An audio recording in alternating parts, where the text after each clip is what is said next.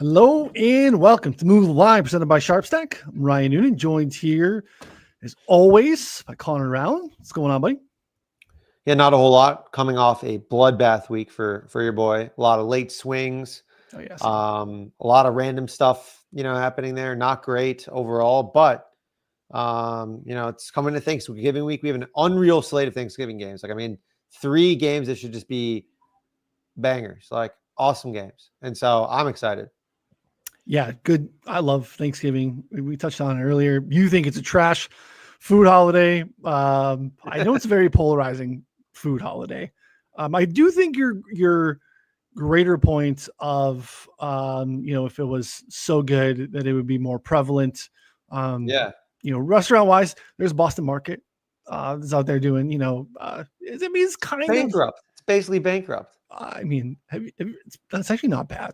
Different I haven't in my had life, it I would look for Boston Markets. Decent food. Is it? I don't know if it's bankrupt, but yeah, it filed Chapter 11 this year. It's tough times, man. It's 2023. I think it says 2023. The tariffs got Boston Market. That's painful. Yeah. I mean, what's ironic? What? Growing up, no Boston Markets. I grew up in the greater Boston area. There were not. I had it as a kid, and I always liked it. Like, it was like a good dinner. Oh, I know, it's good. It was good. Like their pot pies, I remember being really good. Yeah. But yeah, I can't say I've eaten it in at least 10 years. I do have one out. Like, do you have one by you or no? There's one like Schaumburg, but I think it might have closed. It's not really close to me, but if you wanted to go, it was a 15-minute drive. But I don't know. I like Thanksgiving. I enjoy the food. I don't know how to approach it this year. My diet's a little different, so definitely, I'm not sure. Yeah, it's just more turkey, less stuff. I love stuffing, mashed potatoes, all that stuff. It's not currently in the mix for me, but we'll figure it out. Food, family, football. It's a good day overall, though. Can you do gravy on the turkey or no? Yeah, I mean, I'm gonna live I'm not gonna be. I'll do stuffing. I'll do mashed potatoes too. Just okay. Yeah, just a little bit. So I was about to say, you got to at least have a little dabble there. Like the sides, I always love the mac and cheese is always money. Yeah, mac and cheese. But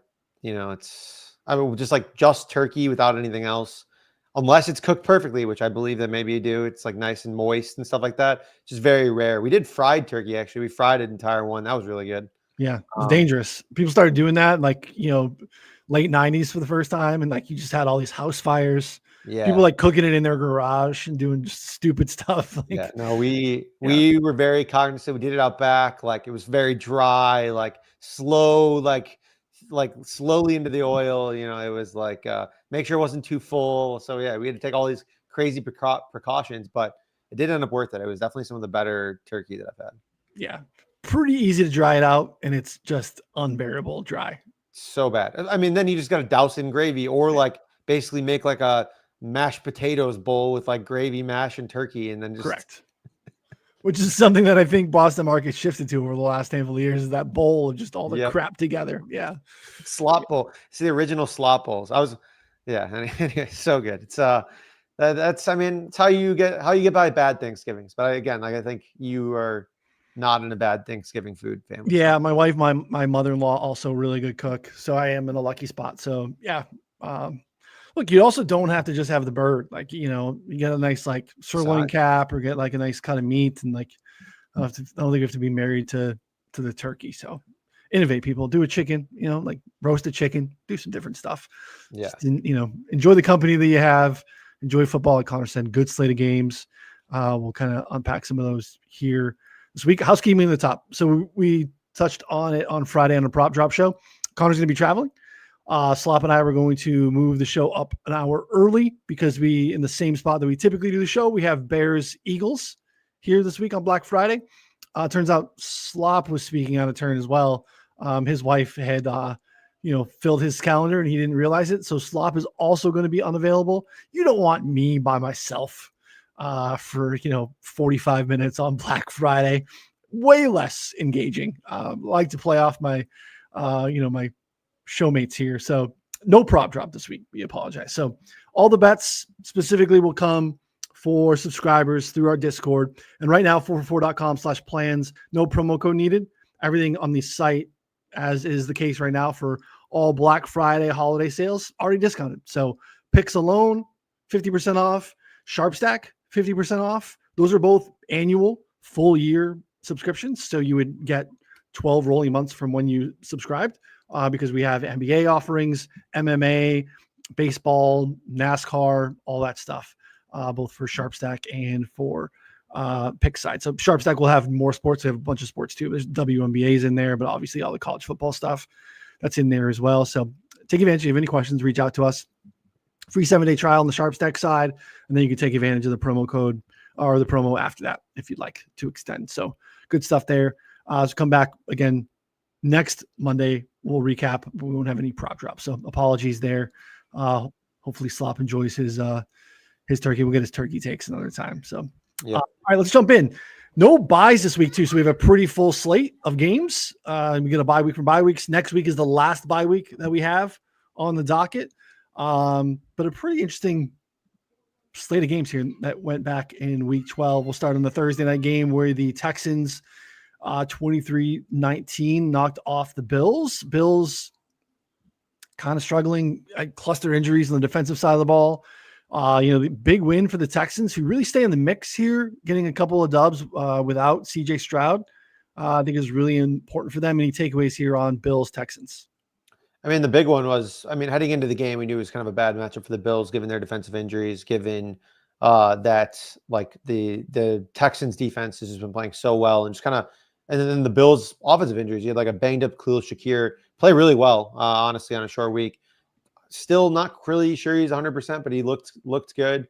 And overall, like I think this Bills team, like they just need to get healthy. There's a couple of teams like that right now where when they're not at full health, like they're just, there's massive holes in the secondary. Their run defense already wasn't good. And then if the receiving core is injured, when you have like Dalton Kincaid out, Keon Coleman's just a healthy scratch probably forever. He wasn't very good to begin with, but like he was at least a body out there. So yeah, it's just a big problem. And then it's just Josh Allen playing hero ball, and then James Cook in the running game going. And you can't play hero ball against the Texans defense with no receivers. No. In other worlds, if we didn't have Myles Garrett doing what Myles Garrett's doing, I think we could have a Will Anderson Jr., Danielle Hunter Defensive Player of the Year battle going on internal with the Texans, because they're both absolutely balling out. What Myles Garrett's doing is otherworldly at this point, so that's not really a discussion to be had. But it is a real unit defensively that's keeping them in games, because I think we have lots of questions about who they are offensively, even with CJ Stroud in the lineup. So more injuries for the Bills, though. Terrell Bernard, their best linebacker, I don't know if it's a dislocated elbow, something happened. Looks like he's a candidate to go on IR. So that's, basically a candidate to go on the IR. You're telling me he's like 3 to 5 weeks. That basically pushes him out of the rest of the regular season at this point. So again, just more. You're just going to continue to be able to run on the Bills. Like it's nothing new here. Ed Oliver out, Terrell Bernard out. Basically all three levels. Hairston, the rookie corner, went out in this game. So they're on the road against Pittsburgh. They are 4.5 favorites here for week 13.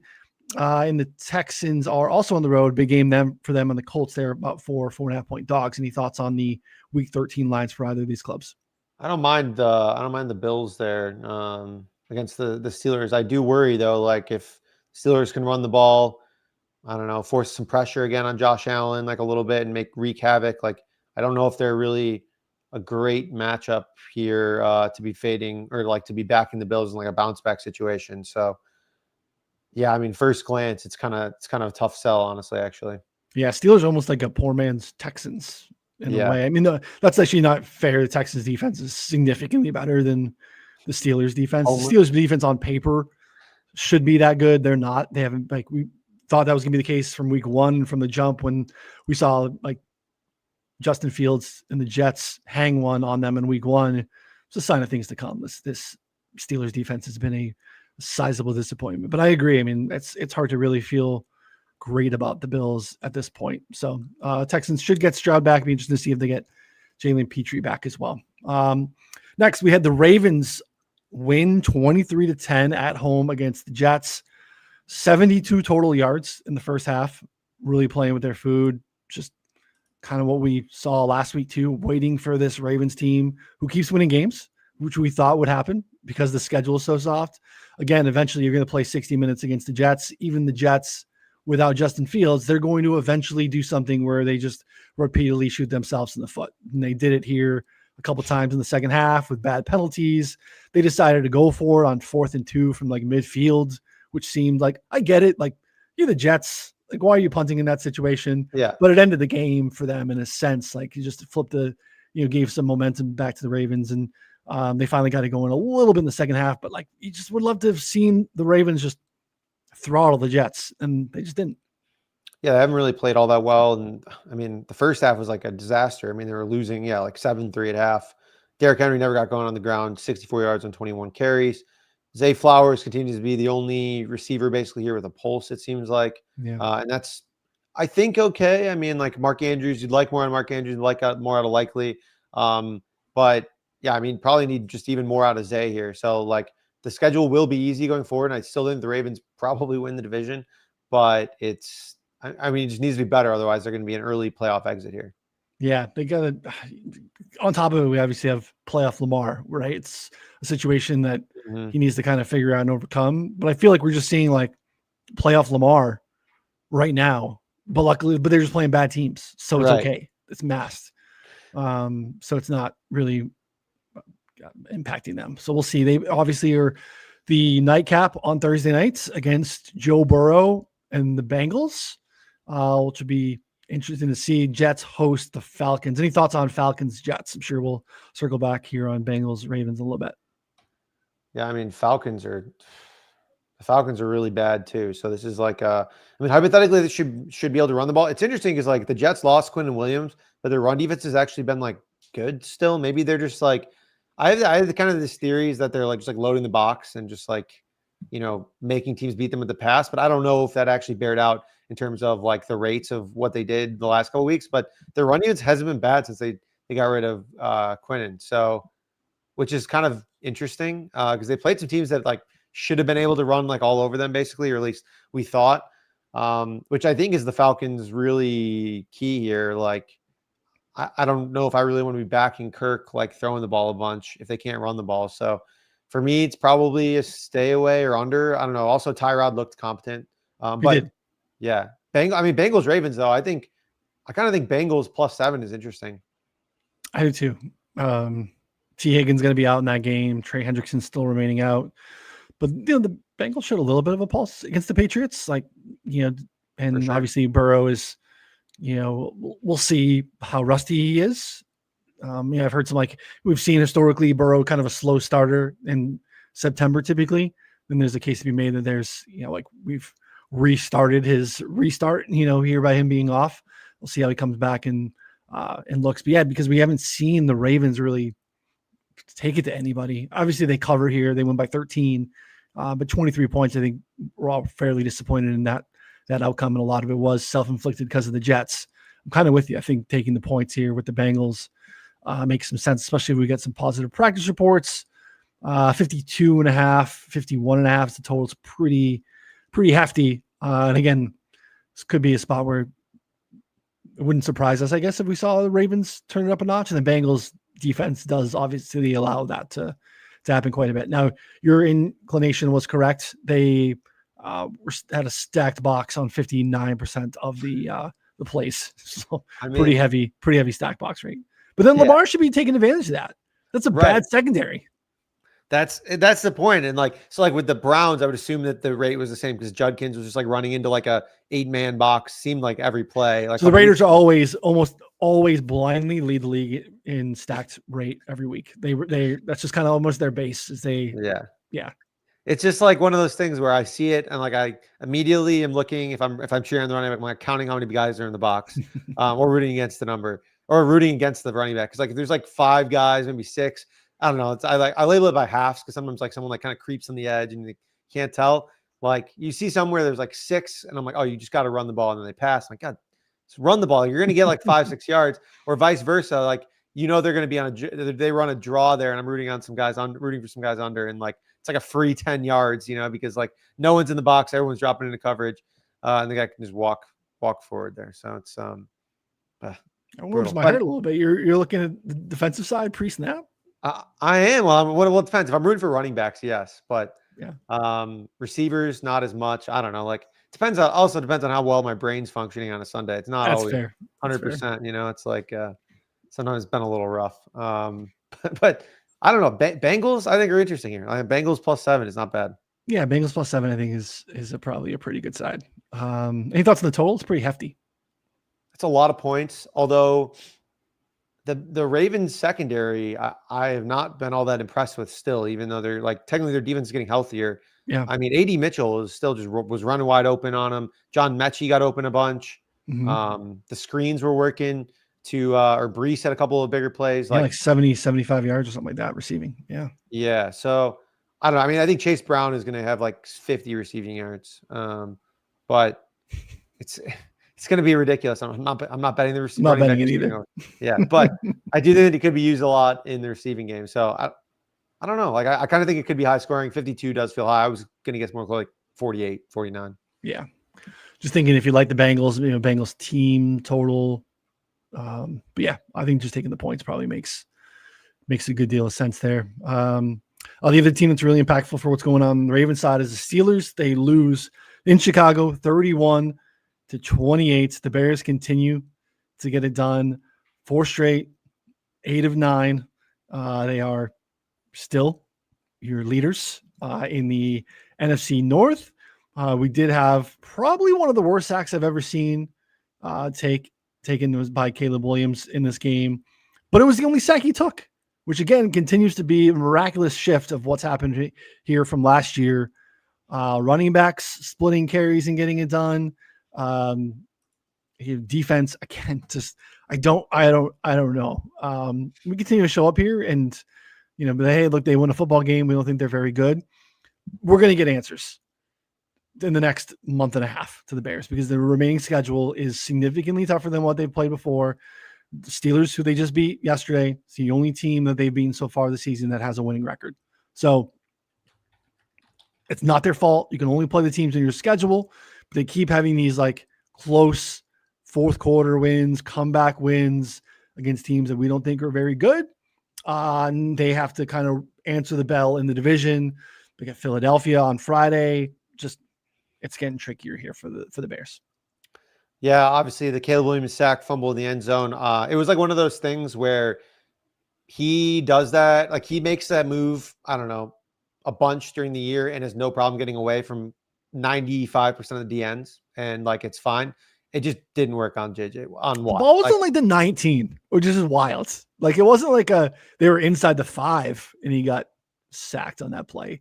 Like he ran way back and took that sack. It's crazy. Yeah, I mean it wasn't good, but yeah, I guess my point was like I just think that he didn't think it through. Like it was felt like one of those moments of like you're playing with someone way better than you and you just like weren't really thinking about it, and then hindsight like, oh yeah, I just totally fucked that up. Like, I totally messed that up because like they're just more athletic than I am. Like they're not going to fall for any like spin move around that he does, or like kind of like the instant step back. So yeah, it was. I mean, there's not making any excuses for him because it was a really bad play, but he does make that work most of the time. It's just not against not against Watt there. So it's it was tough, but I think that they just keep finding a way. Like it's crazy. I don't really think Caleb played all that well. Otherwise, missed a lot of really easy throws.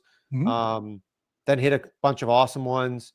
So it's just like really tough because I think the narrative continues to be the same and like continues to prove us correct. And eventually, like you said, they're going to play teams that are good enough to just like remember in week 2 or whatever when they play the Lions and the Lions scored like 53 on them or something like that. Was it week 2 or 3? Yeah, it was week 2. I'm pretty sure. I mean, that's like fully in play basically every week, I think, starting now. Could not agree more. I mean, they probably get Jalen Johnson back. Okay. Tyreek Stevenson went out in the first quarter in this game. Ruben Hippolyte, one of the linebackers, went down in the first quarter in this game. They literally had to barely played. He played like 10 snaps. So Tremaine Edwards is on IR. We'll see if they get TJ Edwards and Noah Sewell back. If they can get Kyler Gordon back. If maybe the Stevenson injury is not super serious because Nate McLeod came in and the Steelers bum hunted Nick McLeod. Really good teams will hopefully bum hunt Nick McLeod if that's the case. We'll see. They are getting the Eagles, who are coming off of obviously a pretty disappointing loss as well. They are 7-point dogs in Philly, 44.5, 45 is the total there. We can jump into the Eagles there too, skipping a little bit, but like that was obviously one of the surprising contests of the week. It was 21-zip Philadelphia with, I think, like 3 minutes into the second. It looked like it was going to be Philly boat race.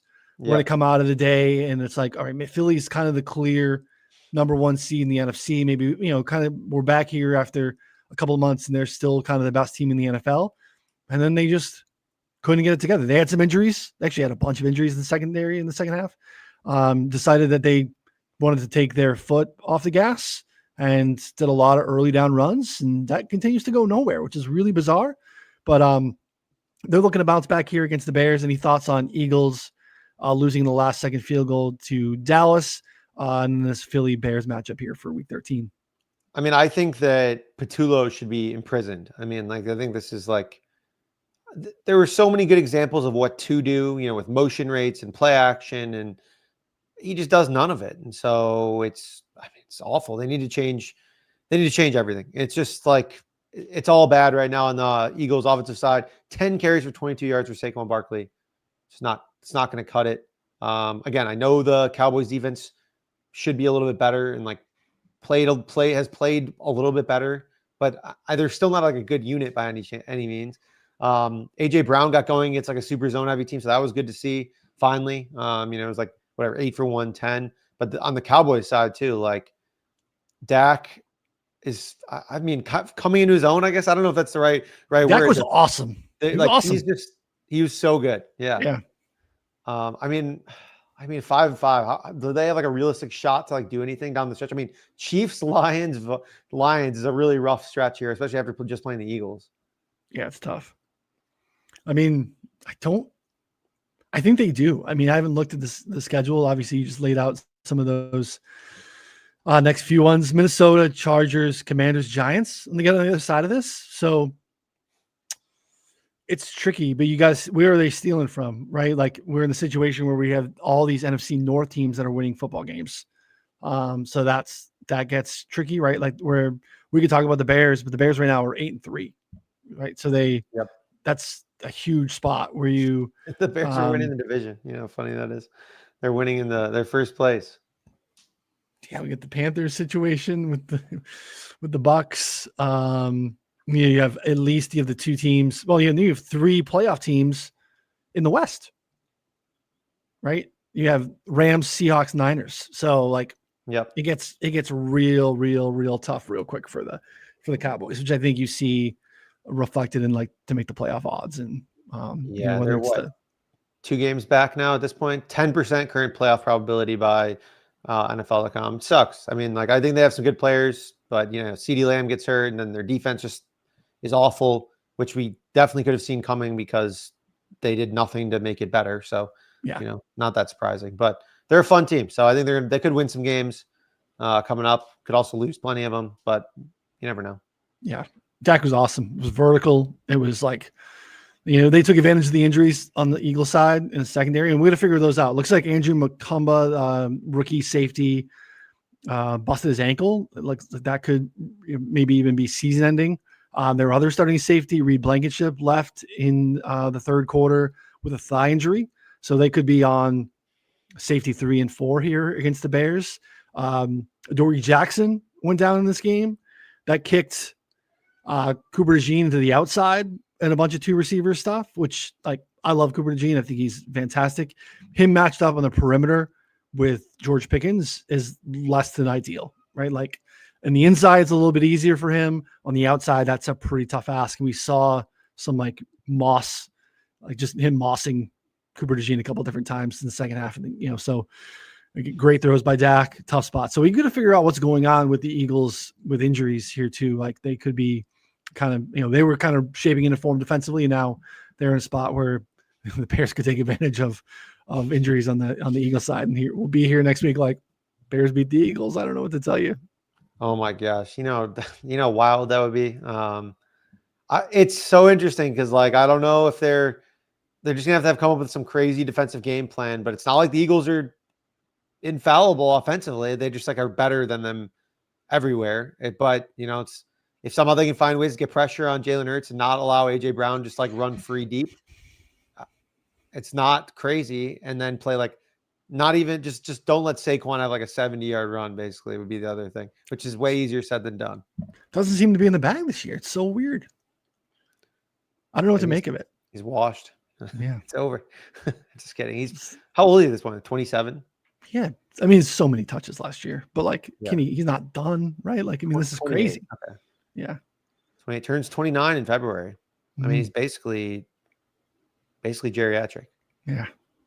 AARP get his discounted donut. And yeah. Well, one of the main games we get on Thursday in that primetime spot is the Chiefs against the Cowboys. The Chiefs did get a win, 23-20 against the Colts.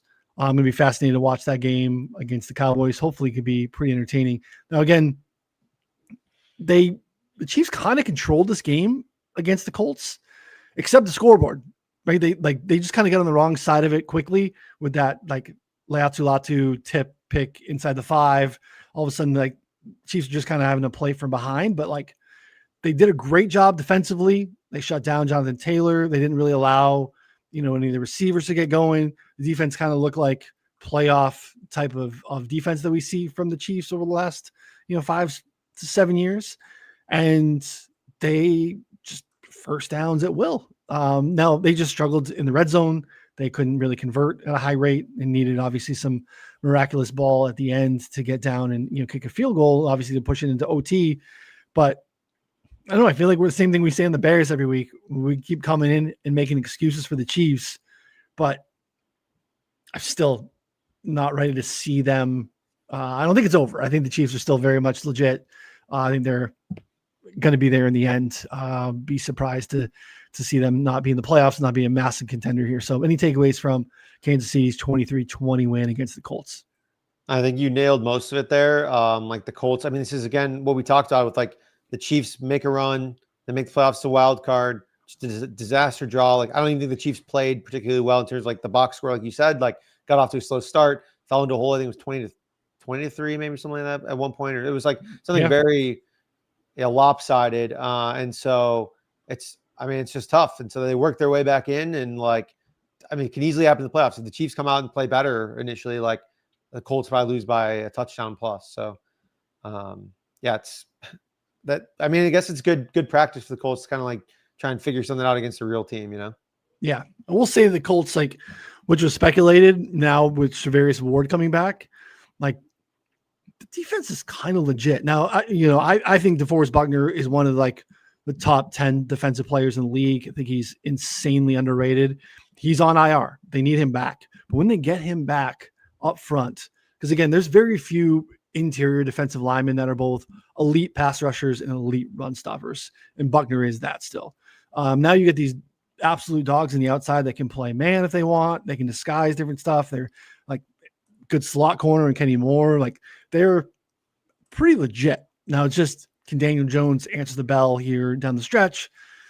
We'll find out, because they're going to be, a playoff team. They're going to be in the mix. Again, that division's getting a little bit interesting, which is weird, but I still imagine that the Colts are going to take it down. But we can take away Jonathan Taylor. Things get a little bit easier, and the Chiefs certainly did that here.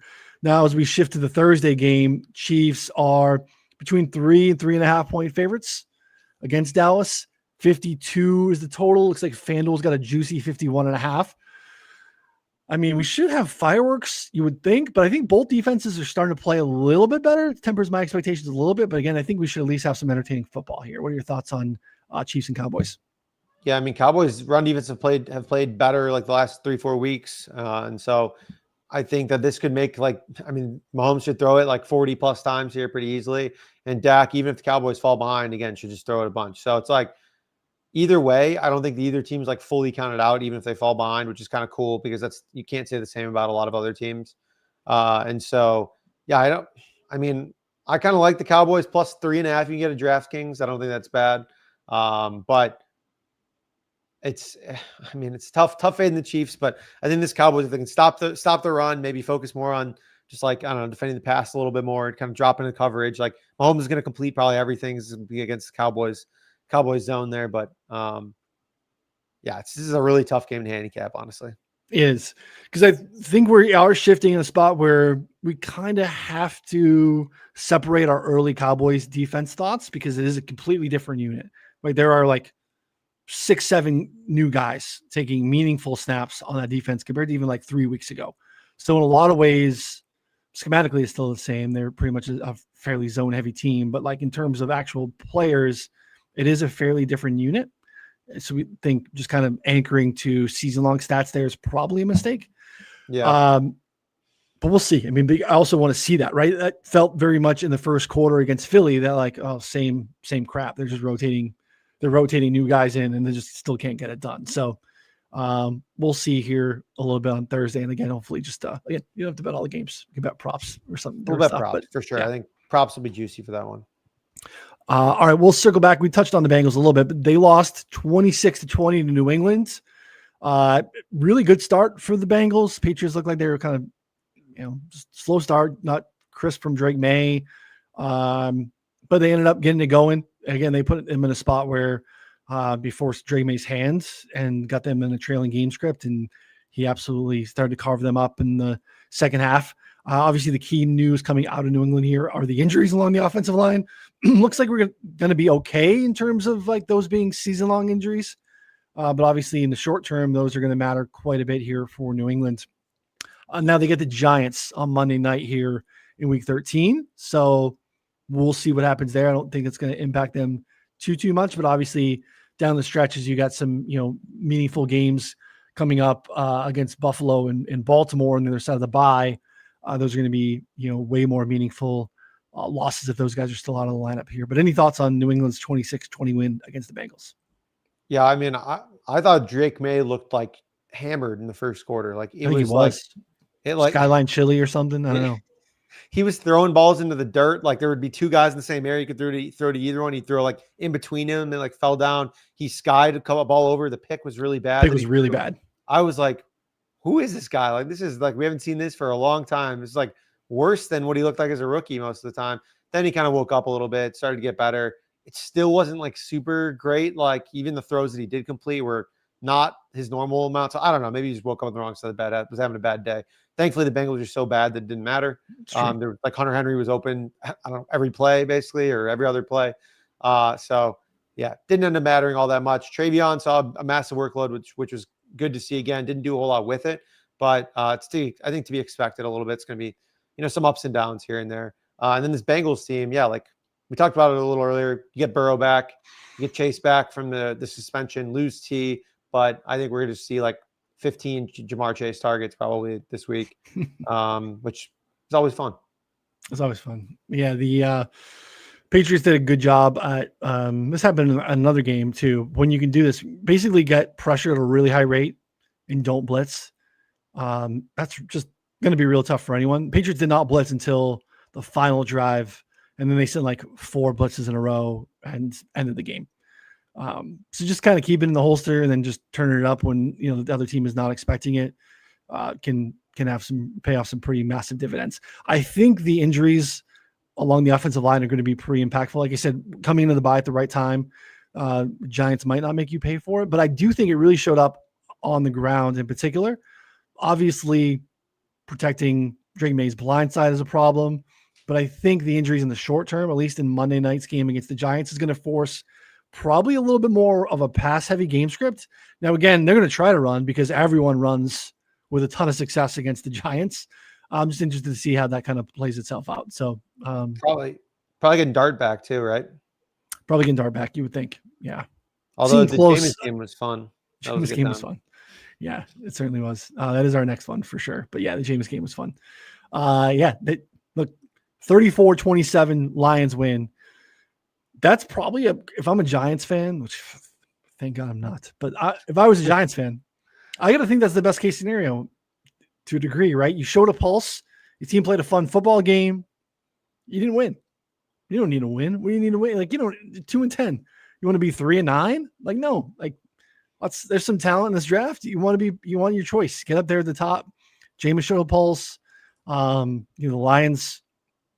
Look, talk about these games where you like over handicap. And again, they were 13-point favorites. But you start to tie in all these props that have a very specific outcome, and they're all unintentionally correlated.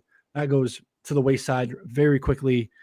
We saw that unless you had, bet on Jahmyr Gibbs alts, because those hit. Yeah, Jahmyr Gibbs alts.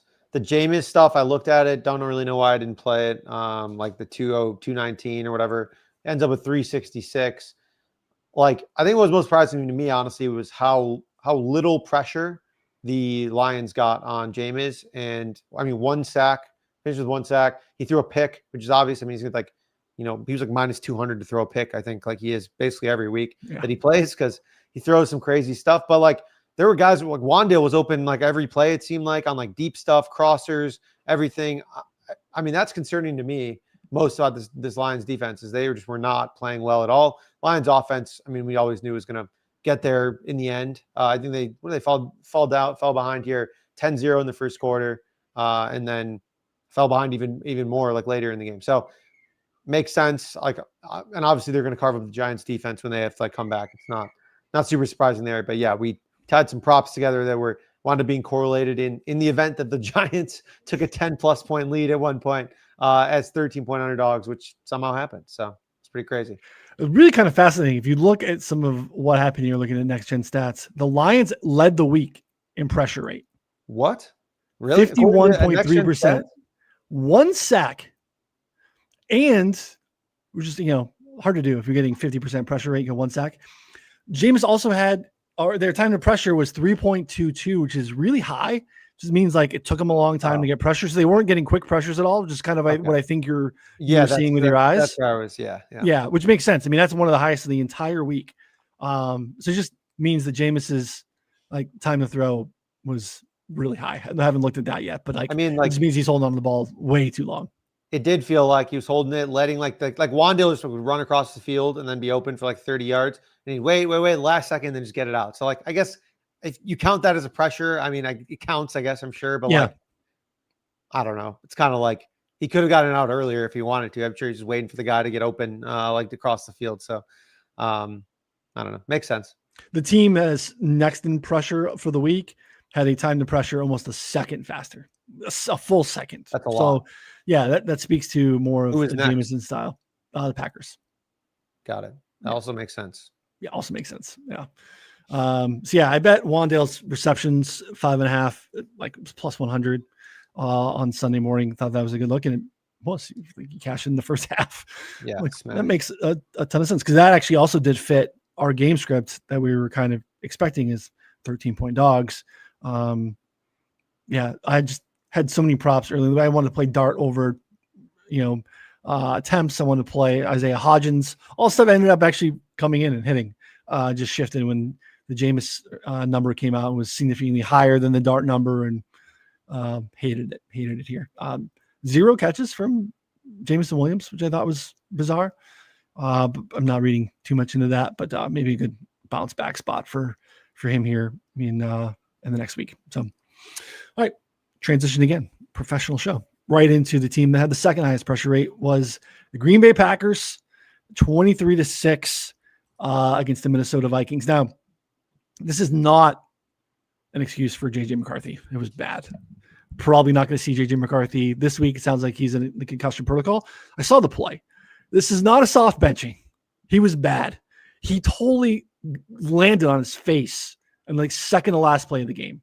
So I'm totally out on the soft benching thing. The dude out on the bench is looking pretty plush from my point of view. I think he's absolutely struggled and has been awful. No one's making an argument. And look, and I wasn't like a big JJ guy. Like, I don't feel the need to come up here and like, like hold on to my priors. My priors weren't very strong. I just thought it was a good roster. I thought they'd be okay. But I think the concussion is very, very real. I think it's just kind of lazy to be like, this is his third soft benching. Like, Maybe he Yeah. totally. I'll show the clip. If you haven't seen the clip, he gets tackled from behind, like throwing, like moving forward, and he does the old like no hands, bounces on his face. Second last play of the game. Makes sense that he has a concussion. Either way, to the greater point, the other team, just like what the Patriots did, the Packers defense was awesome, and they got a ton of pressure, 49% pressure rate, and they blitzed like 3 times. JJ, with how he's playing right now, that level of quarterback play, if he was going to get pressured that often without the blitz, he is donezo. And that's what happened here. Yeah. That's tough. He only ends up with 19 pass attempts too. They ran 44 plays, I think, something like that. Like another just like crazy outlier volume, low, because they couldn't move the ball. And so if you can't get first downs, like it doesn't matter how far you fall behind, you fall. And the Packers were running the ball efficiently. But yeah, that's like, I just thought that it was coincident. Like it seemed very coincidental that he plays awful, doesn't ever go to the blue tent in game. You know what I mean? Like it was the second to last play of the game. It was second to last offensive play for the Vikings. Yeah. So like that's possible. And I guess like you can get like, I don't know. I mean, you ever had a concussion before? Yeah. Yeah. I've had like five diagnosed. So whatever. It's just like, I don't know. Usually, it depends. He obviously didn't black out, and like concussions, like range in severity too. Sure. Like maybe it was like late developing, or like he was kind of like, oh, I feel just a little bit knocked out of it, and then you go, and then I don't know. Like it usually though, like it would take him saying to the training staff something, or he's just like really fucked up. Like like it's got to be one or the other. So he's either really fucked up, or he's like, oh, like I don't really feel all that good. And they do concussion tests, and then all that stuff, and then he's out. In which case, I don't know. The more that we see this guy play, plus combined with some of this stuff, you have a post-game concussion diagnosed. Kind of soft. I'm not gonna lie. That's we did. Like, he saw the schedule. He goes, like, where are we going next week? Oh, Seattle. Can I talk to the trainer? Yeah. Man, my head's hurting. How's Christian Darrisaw? He left. Is he? Okay. Yeah. Let's go see the trainer. Yeah. No, I don't know. Maybe I'm being too harsh on him. He just is not. It's not there yet. I think we can do all the JJ McCarthy stuff without the soft benching and the fake concussion stuff. He's flat out been bad. He has been late. His footwork is bad. When he's clean pocket, he's inaccurate. It's all been really, really, really, really bad. That's it. I think it's even worse in the context too when you consider the 3 other guys who have operated in this exact same system, none of which were very good, all became awesome. It's true. Like that makes it even worse. You have Darnold, you had Cousins was good before, his whole thing.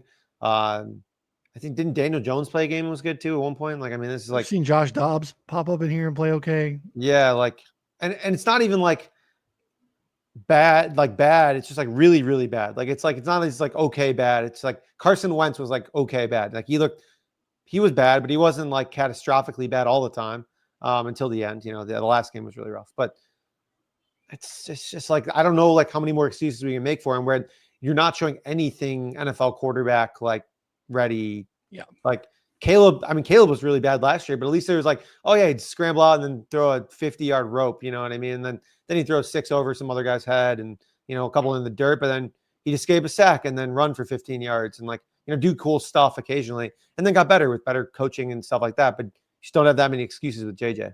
Yeah. You can't at the NFL level be a see it and throw it guy. And I still think Caleb's probably a little bit of a see it, throw it guy. Sure. But he's kind of, not a freak athlete, but he's, I think, just the arm strength. And I mean, like sack avoidance is a legit skill, right? If we want to say taking sacks is a quarterback stat, then like sack avoidance is a quarterback stat. When you look historically, who are the best sack avoiders year in and year out, it is Patrick Mahomes and it's Josh Allen. It's been Lamar outside of this year. Lamar's taken a ton of sacks this year, but historically it's been those types of guys. And now, we're seeing Caleb in that mix.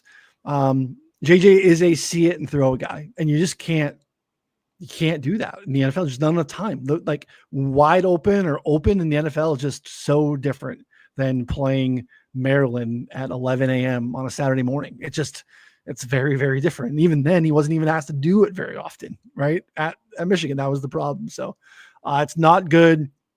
These injuries, these setbacks are a problem for him because the reality at this point is they're not a playoff team. He needs reps. He needs game reps.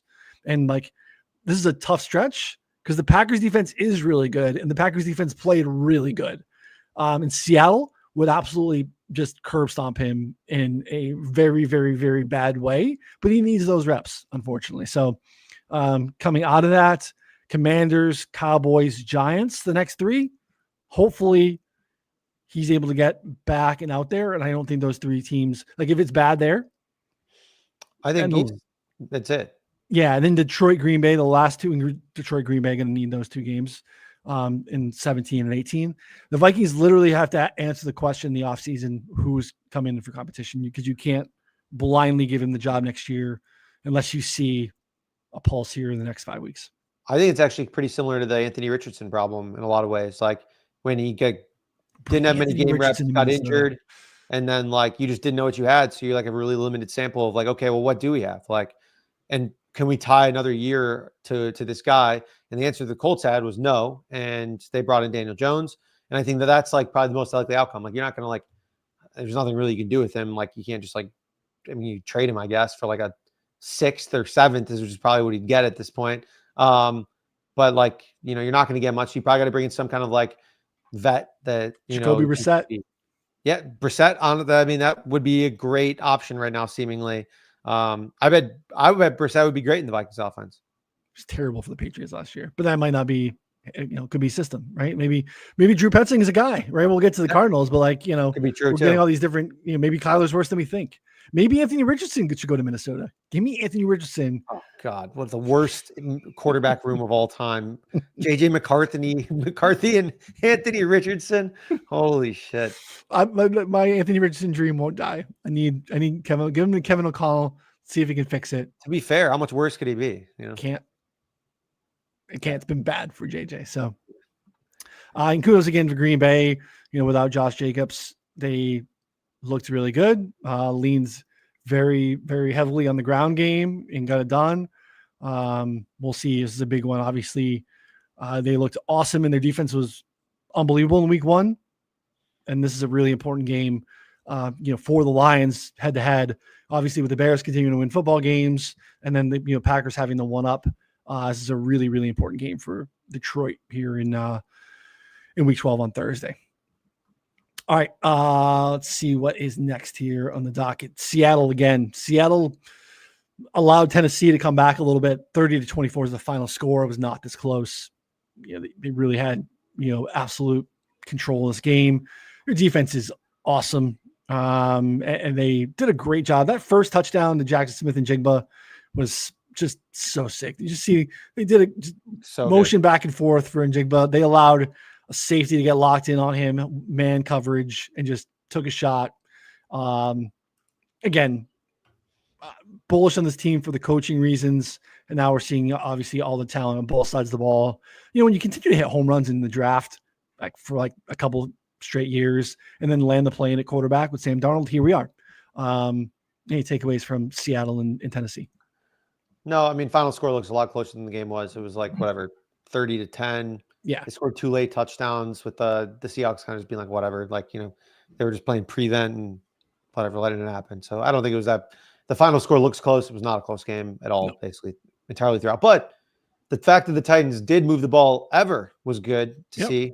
Like Cam Ward got there in garbage time a little bit. Like we've seen them just like kind of roll over a couple times where it's like, all right, well, we're just going to run the ball and get out of here. You know, it's like we're down 20 and just call it a game. They at least tried to come back. So I guess that's a positive for the Titans in a season full of just all negatives for them.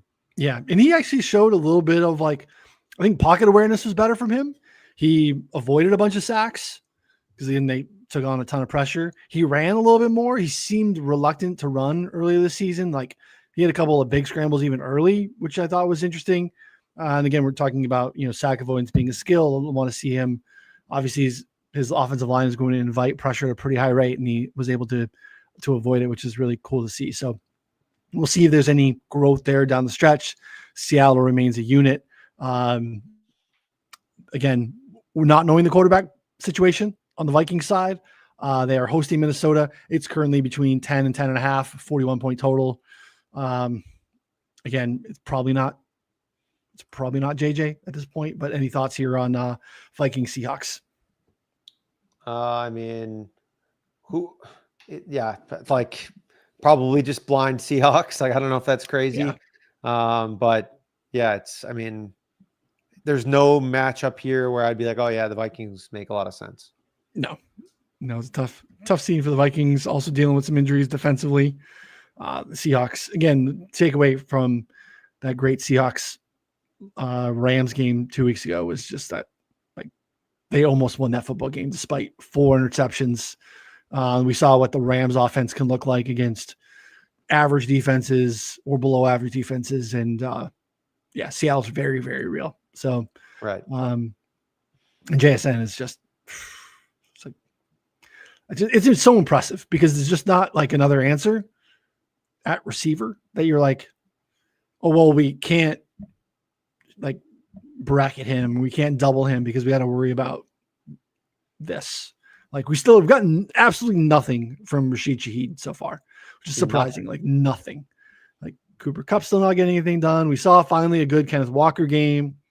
The ground game is good, but yeah, it's just insane what JSN is doing. Again, another scenario where, like, I don't know, we'll get to awards here, but like, Jonathan Taylor's been so good and he's been such a favorite in the offensive player of the year market, but like, JSN's been, I mean, what he's going to break, he might have 2,000 yard season.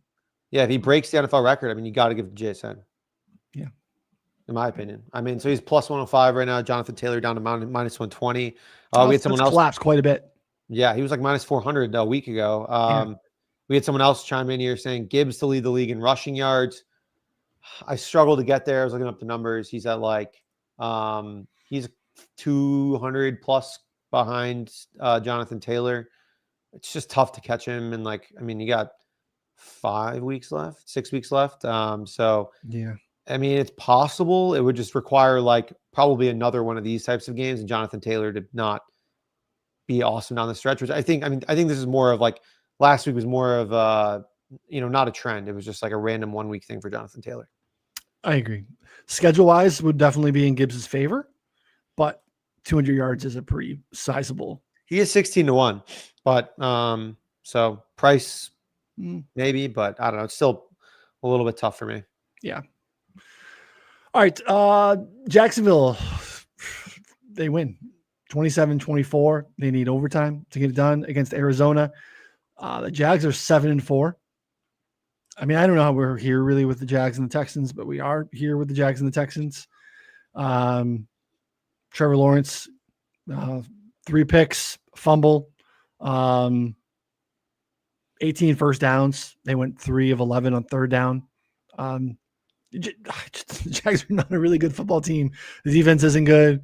But again, same thing. Cardinals did their job. You don't want to win that football game. You're 3-8. Like, let's get some talent in here. Let's not mess around. We're not making the playoffs.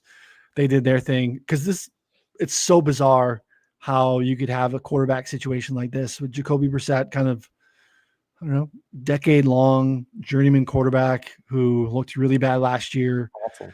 Like, when you have your franchise quarterback go out and your top 5 recently drafted wide receiver go out, and all of a sudden the offense just takes off. Yeah. It's such a weird situation. Your running back's out too. James Conner's out and your backup's out.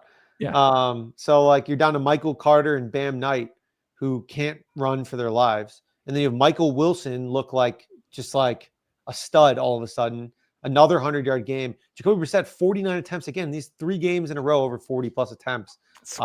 Crazy. It's nuts. It feels like almost like when the Jets got Joe Flacco a couple of years ago, and there was just like 5 games in a row where Joe Flacco just threw the ball 40 times, and like everyone went over all of their props. Flacco with the Browns did it too, right? And Flacco earlier this year, yeah. Right, like Jacoby Brissett could be the new Joe Flacco, or this could be totally a blip, but like it's been 3 games in a row. So maybe, crazier things have happened here. So, but the Jags, the Bashal Tuden, Travis Etienne usage did not hold up. Just 7 carries for Tuden, 15 carries for Etienne. Etienne was way more efficient. Not good from the Tuden standpoint there. But overall, they made it work with their like kind of ragtag receiving core, I guess. Like Parker Washington and Jacoby Myers and Brenton Strange came back and had a big impact. Yeah. So that was the only problem with the Tootin stuff, is that like Tootin's got some juice, but I think this has probably been like the best Travis Etienne year. He's looked pretty good. Yeah. So it's like, if he would have played like maybe years past, it'd be easier for Tootin, but like they need to have these situations where they run 65, 70 plays and they both eat, because it's like, he's just not going to bury Etienne. He's just not playing bad enough to completely lose his job. So Right. now, Arizona's on the road against Tampa Bay. We got to figure out what's going on in Tampa Bay quarterback situation, considering what happened with Baker and Teddy Two Gloves on Sunday night. And then the Jags are on the road in Tennessee. What? I think I like Tennessee, Connor. 7 points, 6.5 points. I'm not sure that I can get there, but seven maybe. It looks like 6.5, pretty widely available. Hard Rock's only with Hard Rock Profit X has some 7s. You're brave, man, but maybe. I mean, the way they're trending, they played last week. I don't necessarily fully hate it, especially with the Titans playing. I mean, a little bit better run defense with Jeffrey Simmons back, but also the Cardinals. So the Cardinals right now are 2.5-point underdogs against the Bucs. If we for sure get Teddy playing and not Baker, I mean, you'd think that the line would like flip, right? Or do you think that this is like a Teddy line? Yeah. Again, we touch on every week. Like, still fascinated that these just post on a Monday. Yeah. But we used to have to wait till Wednesday for these quarterback question markets to go up. And if it is Baker, it's like halfway in between. That's what they do. It's like post it halfway because they don't want to take the loss here. Like, I think if it is Baker, it's got to be at least 3.5, 4, right? Like, I would think so. 6.5, but maybe not 6.5. But like and then the other way, if Teddy starts, I mean, Teddy's real bad. I think at this point, just it's not good. So doing commercials, coaching football. Like, what are we doing here?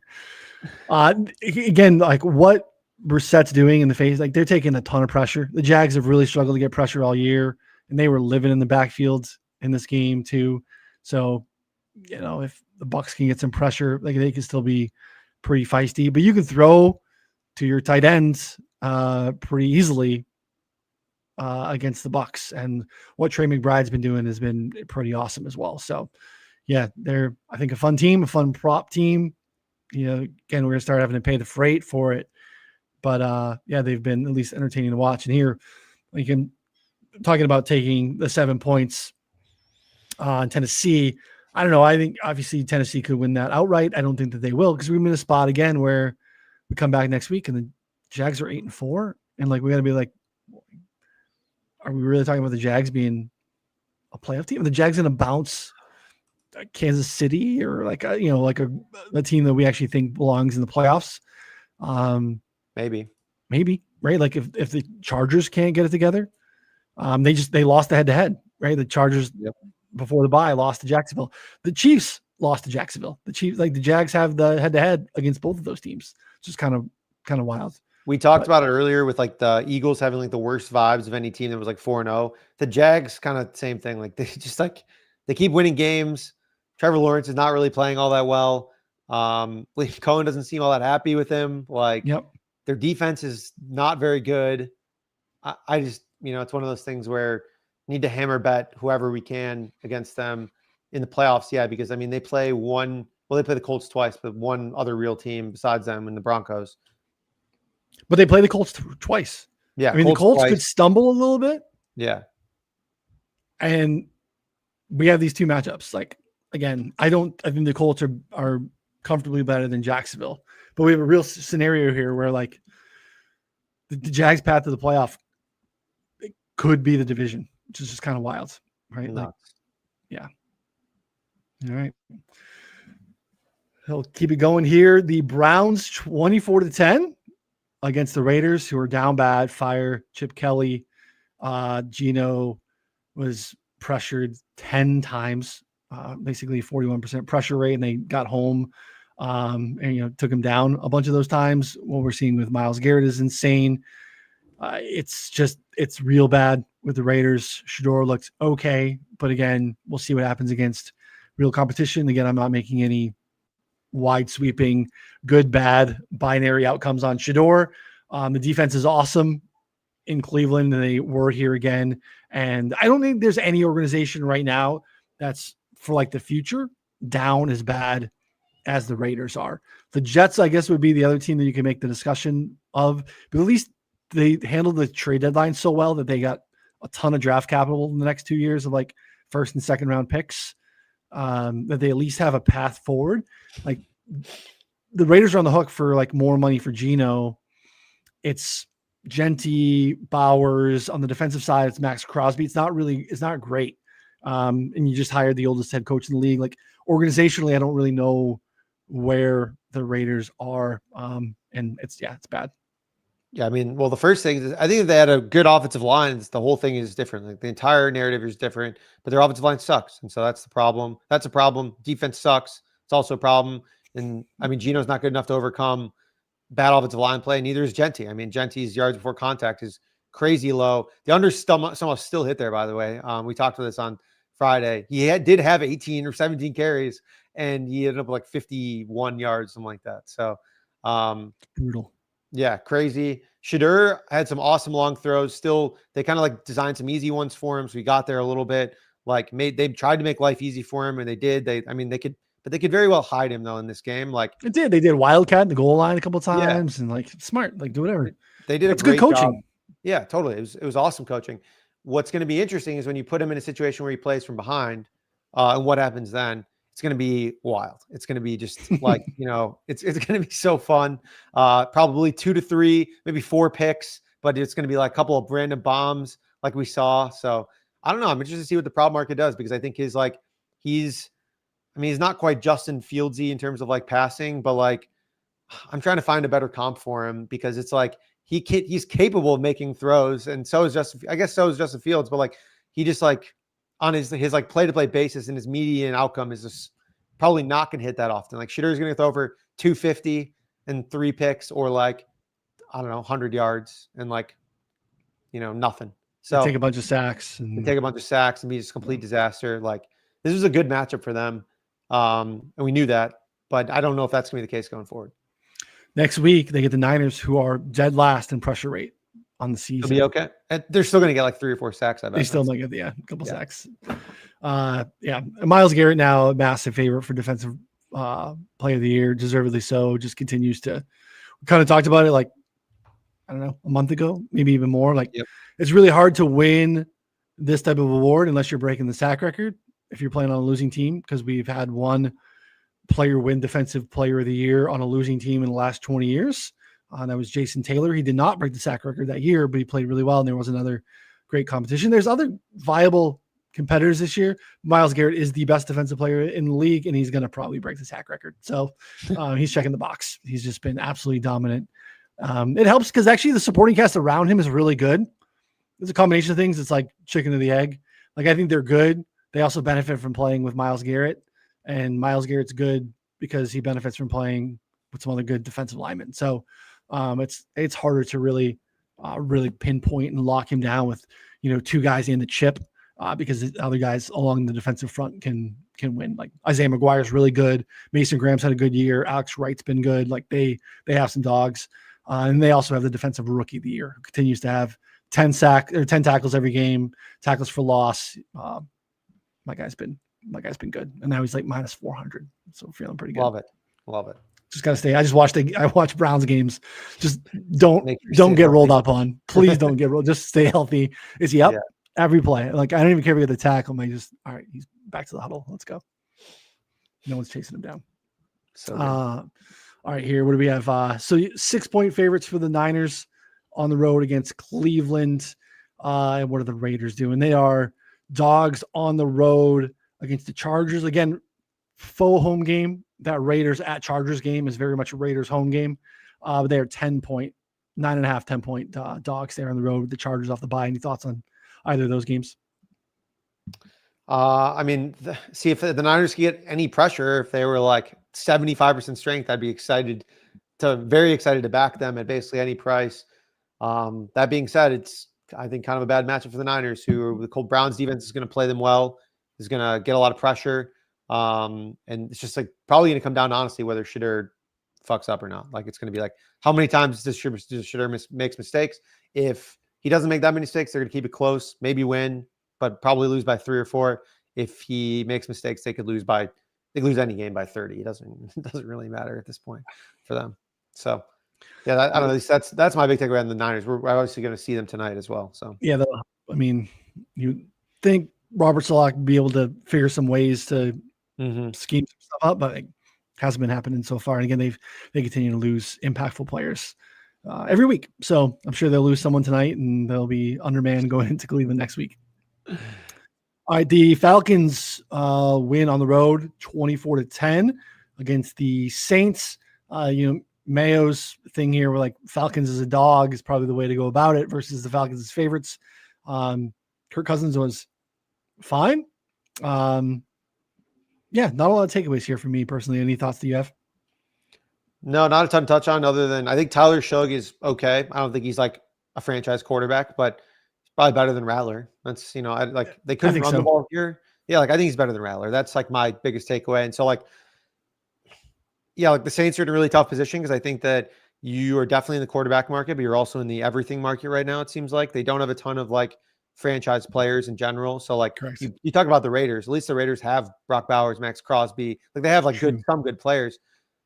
Chris Olave is the Saints' best offensive player. It's a good point. I mean, like he's not even like a big name either, like nationally. Like he's just like we know who he is because we're fantasy bros, and like he's a good player, but like he's not that good. He's not like an alpha receiver. He's not like Brock Bowers. No.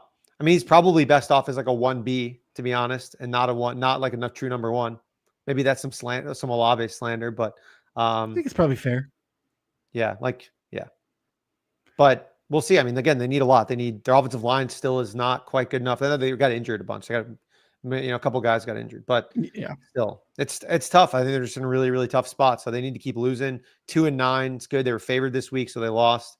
I think officially under 5.5 wins, Cashes. Maybe not actually. No, they could technically still win out and still win, but they have some wins on this. Not wins, but they have some winnable games. Yeah, what do we got next? I remember seeing that. It was like so they're on the road to Miami. You got back-to-back Miami, Tampa. And they also have Carolina, the Jets, Titans. Oh, definitely some winnable games for sure. Some winnable games. I mean, they could be the Jets for sure, the Titans for sure, and then they're probably worse than Dolphins and Panthers, but they could win. Yeah, they just played the Carolina a couple weeks ago. It was, they win. I think they won. Or like they beat them. No, they won. Yeah, 17-7. Yeah, they won. But tough for the Panthers. You want to tell me on the Panthers being, division leaders tonight if they win? Just lost at home to the Saints 3 weeks ago. It's tough. Yeah, I know you're right. You make a good case. We're still doing the Taysom Hill thing. Right? I thought we had like the Taysom Hill was like Sean Payton. Right? He's like 36 because he went to BYU, right? So he's a Mormon. He did his Mormon thing. So he was out for years. So he was an older rookie. We're coming off of he blew 3 ligaments in his knee in week 17 last year. I thought we might not see him for the entire year. Alvin Kamara goes down in this game, and it's Taysom Hill as the lead dog in the backfield. Wild. 10 carries for 17 yards. It's amazing. What are we doing here? Juwan Johnson and Olave are basically the other main guys. This is a mess. All of it almost exclusively was super fourth quarter garbage time. Big it was time. Really bad before. You don't get a lot of that in the NFL. Theoretically, you think it's gonna be garbage time. We get some stuff. We don't get it as clean as we got it here. There was some legit garbage time stuff here. So yeah. Buddy over and talked him into Bijan uncorrelated. Nice. Under 5.5 and 50 receiving yards. He caught this 37-yard swing pass. Yep. In the second quarter, and then we refreshed and they gave him credit as a run. They said it was behind the line of scrimmage. Otherwise, he hit it. Yeah, because he had a 32-yarder too. Yeah, no, it didn't count. We didn't get the 37-yarder in the first. It was a run. It was totally rewind. It was right on the line. It was just Who decides that shit? That shit always pisses me off. It's always on the other side that whatever I bet on, it's, like it's a run when it should be a pass and a pass when it should be a run.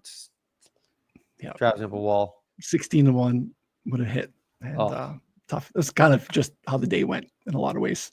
Brutal. So, all right. Yeah. The threat to my Carson Schlesinger defensive rookie of the year in the odds market is Jalen Walker. I don't really understand it. Like, again, James Pierce Jr. was the way more impressive, way more impactful edge rookie in this game. He had a ton of pressure. I think he had 1.5 sacks. Walker played like 40% of the snaps, had a sack. I just don't see it. I mean, I'm not saying Jalen Walker's not a guy, but in terms of him being the defensive rookie of the year threat, like I just don't see it, which is part of why I feel pretty good about where we're sitting with the Schlesinger stuff. So, and I do think James Pierce is the guy that I thought he was coming into the year. He's a dog. So, he's got to shore up his run game, get himself on the field a little bit more, because otherwise he's only getting in on clear passing downs and can't get in on any base passing work because he's such a liability against the run right now. He's just flying upfield. It's just smart teams run at him when they see him in the field because he's taking himself out of the play, but he's coming to get you if you still have the ball. So he'll figure it out. Oh man. But we said at the time, and even as a pro James Pierce guy, it was such a bad just team Awful building process. trade. Yeah. Awful. This trade is so, and now here we are. The Rams are your Super Bowl favorites and are sitting with like a top 10 draft pick from the Falcons. Yeah. I mean, I wouldn't be surprised if they use that honestly on a skill player. Like they've tried to trade up for Bowers. They tried to trade up for a bunch of these other guys. Like Devontae's old. I don't know what his contract is, if he has 1 or 2 year. Puka's always injured. So but plays through it, but just, constantly dinged. So wouldn't surprise me to take like a wide receiver high or like, I mean, I don't think they'd take, a quarterback. Is that crazy? Like a quarterback in the top 10 to sit behind Stafford for a year.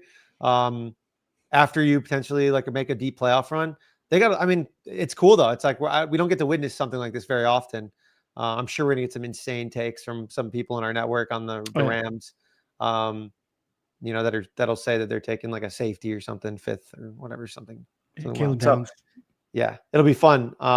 Also we have this, I know I'm going to segue into this because we had the night game here with the Bucks and the Rams that we were talking about. Yep. So Teddy Bridgewater, I don't know why I forgot this, was a high school quarterback coach earlier this year, maybe, I think even, or no, last year.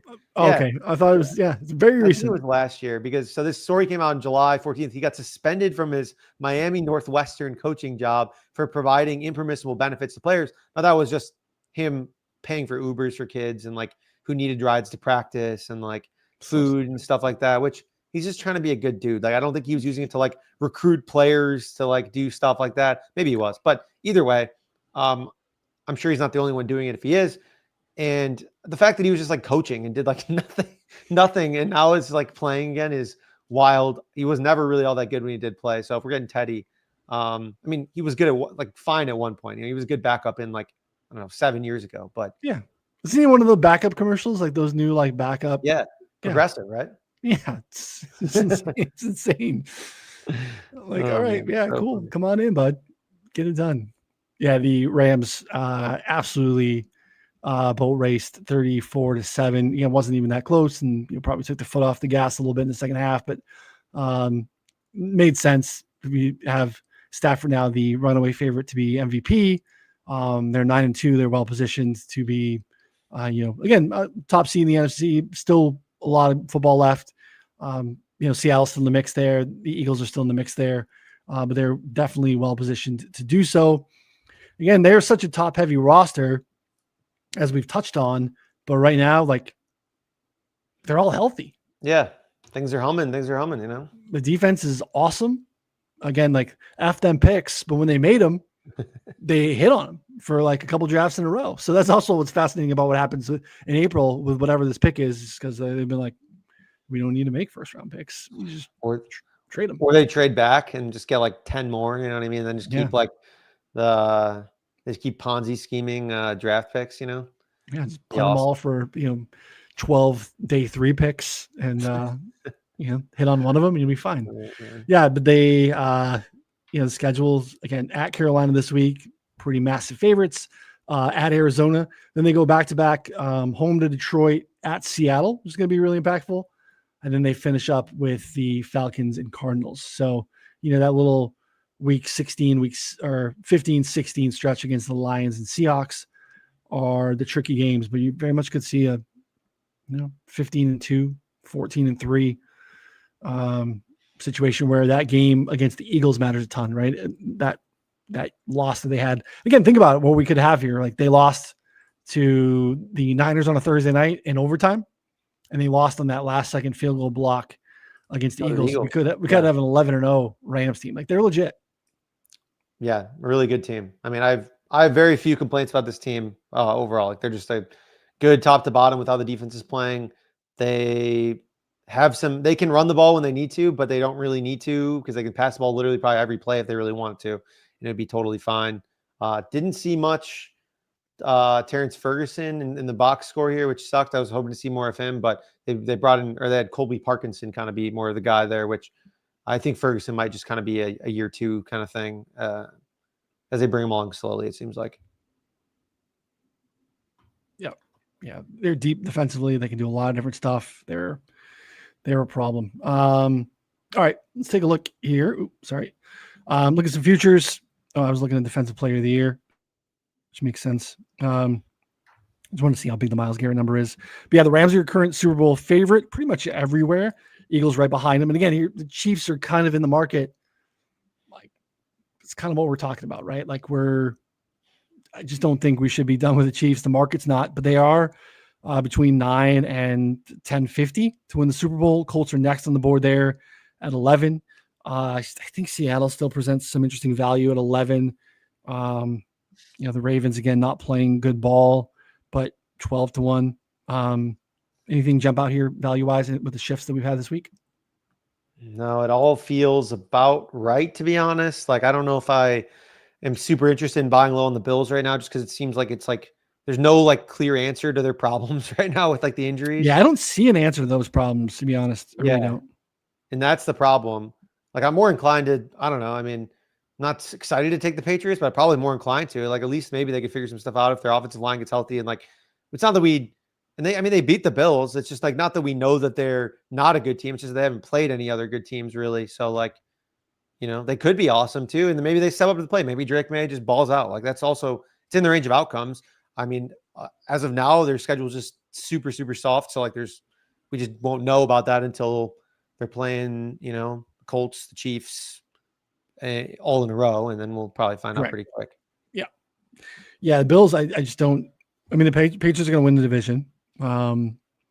So, Buffalo's path, not that they can't go win playoff games on the road, but you feel better about their opportunities at home because I feel like that's one of the solid home field advantages still in the league, and it just doesn't seem to be happening. So don't believe it with Denver, just the quarterback position. So yeah, Seattle I think is really interesting.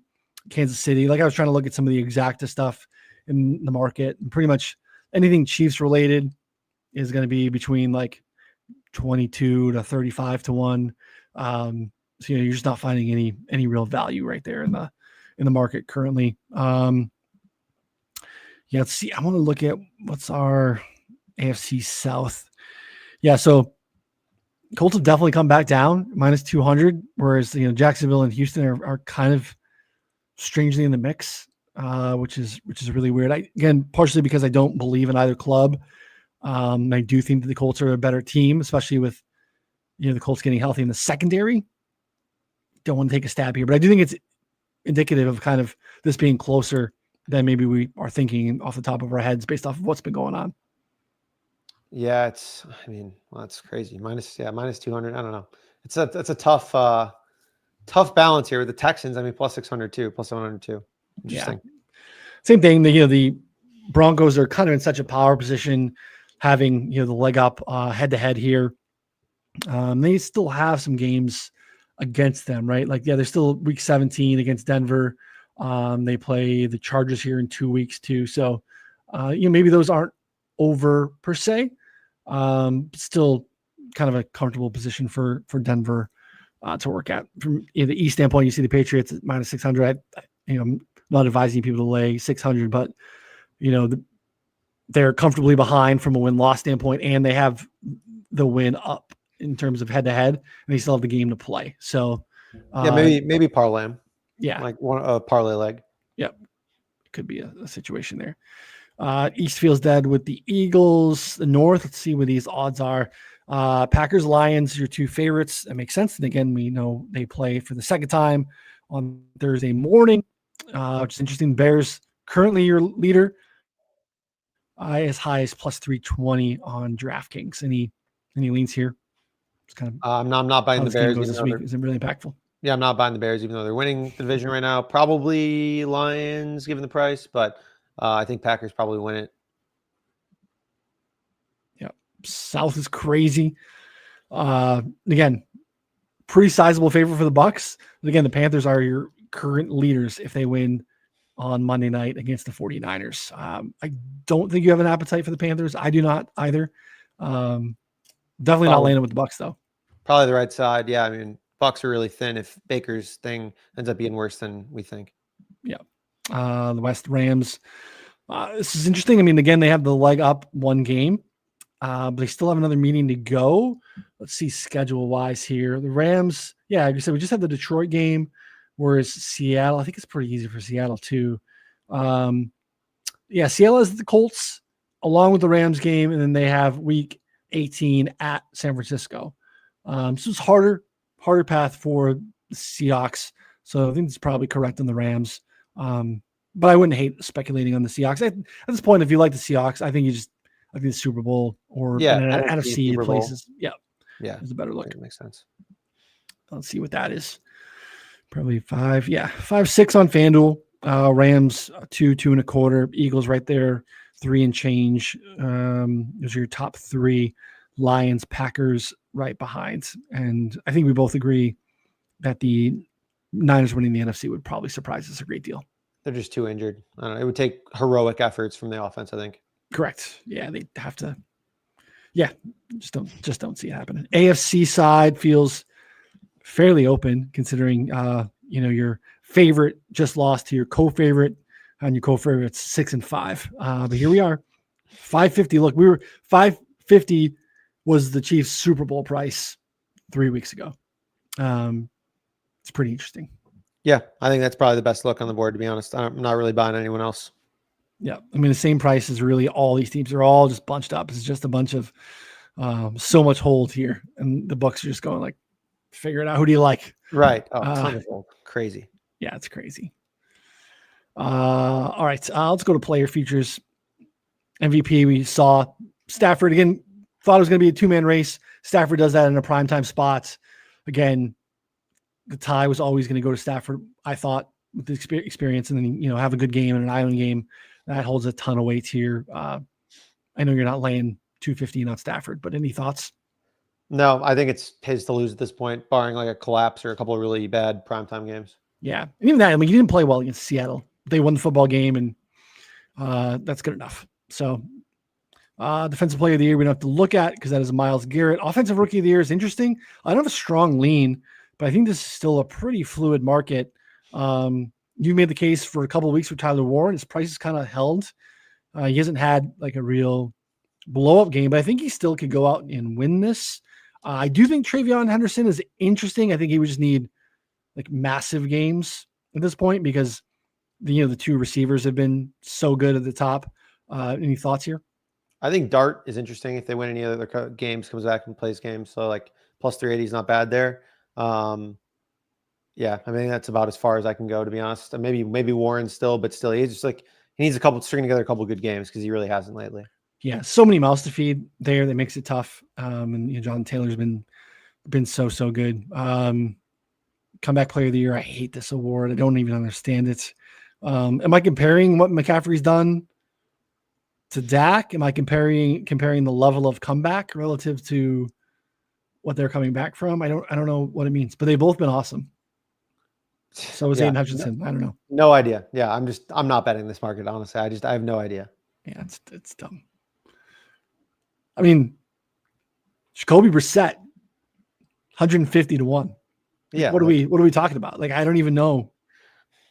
I don't know. I don't get it. I have no idea. It always confuses me. Steph Diggs has been awesome. Yeah, I don't know. Defensive rookie there we touched on. Pretty nice look for Schlesinger here. Jalen Walker is next in line, and yeah, I think Amon Warrior at 25 would be a better look, but I don't want to water down the position. Yeah, anything else with people? No, I don't think so. Honestly, it was good rundown of the awards market there at the end, and yeah, excited to get back at the prop market this week. Awesome. All right, appreciate everyone hanging out with us. Subscribe. Come back next week at the week off no prop show. So for Connor, I'm Ryan. We'll see y'all next time. Thanks everybody.